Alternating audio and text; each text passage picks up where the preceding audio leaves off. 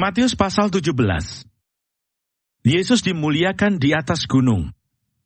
6 hari kemudian Yesus membawa Petrus, Yakobus dan Yohanes saudaranya, dan bersama-sama dengan mereka, ia naik ke sebuah gunung yang tinggi. Di situ mereka sendiri saja. Lalu Yesus berubah-ubah di depan mata mereka. Wajahnya bercahaya seperti matahari, dan pakaiannya menjadi putih bersinar seperti terang. Maka nampak kepada mereka Musa dan Elia sedang berbicara dengan dia. Kata Petrus kepada Yesus, "Tuhan, betapa bahagianya kami berada di tempat ini. Jika Engkau mau, biarlah kudirikan di sini 3 kemah. 1 untuk Engkau, 1 untuk Musa, dan 1 untuk Elia." Dan tiba-tiba sedang ia berkata-kata, turunlah awan yang terang menaungi mereka.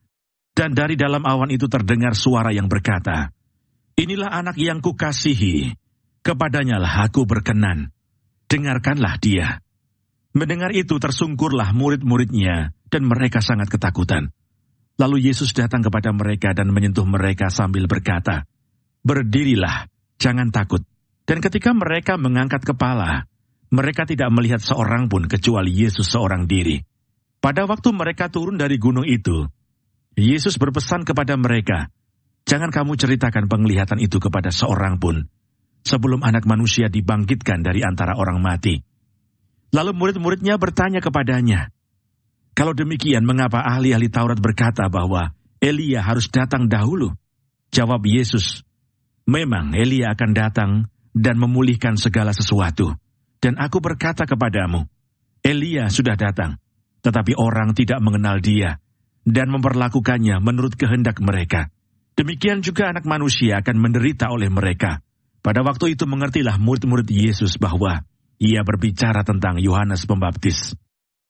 Yesus menyembuhkan seorang anak muda yang sakit ayan. Ketika Yesus dan murid-muridnya kembali kepada orang banyak itu, datanglah seorang mendapatkan Yesus dan menyembah, katanya, "Tuhan, kasihanilah anakku. Ia sakit ayan dan sangat menderita. Ia sering jatuh ke dalam api dan juga sering ke dalam air. Aku sudah membawanya kepada murid-muridmu, tetapi mereka tidak dapat menyembuhkannya." Maka kata Yesus, "Hai kamu angkatan yang tidak percaya dan yang sesat, berapa lama lagi aku harus tinggal di antara kamu? Berapa lama lagi aku harus sabar terhadap kamu? Bawalah anak itu kemari." Dengan keras Yesus menegur dia. Lalu keluarlah setan itu daripadanya, dan anak itu pun sembuh seketika itu juga. Kemudian murid-murid Yesus datang, dan ketika mereka sendirian dengan dia, bertanyalah mereka, "Mengapa kami tidak dapat mengusir setan itu?" Ia berkata kepada mereka, "Karena kamu kurang percaya.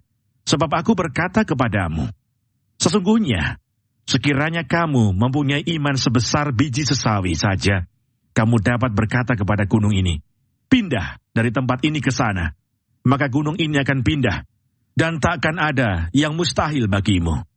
Jenis ini tidak dapat diusir kecuali dengan berdoa dan berpuasa." Pemberitahuan kedua tentang penderitaan Yesus. Pada waktu Yesus dan murid-muridnya bersama-sama di Galilea, ia berkata kepada mereka, "Anak Manusia akan diserahkan ke dalam tangan manusia, dan mereka akan membunuh dia, dan pada hari ketiga ia akan dibangkitkan." Maka hati murid-muridnya itu pun sedih sekali. Yesus membayar bea untuk bait Allah.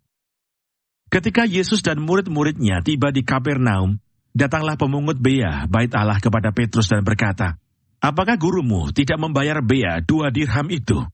Jawabnya, "Memang membayar."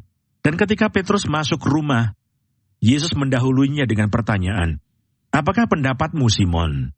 Dari siapakah raja-raja dunia ini memungut bea dan pajak?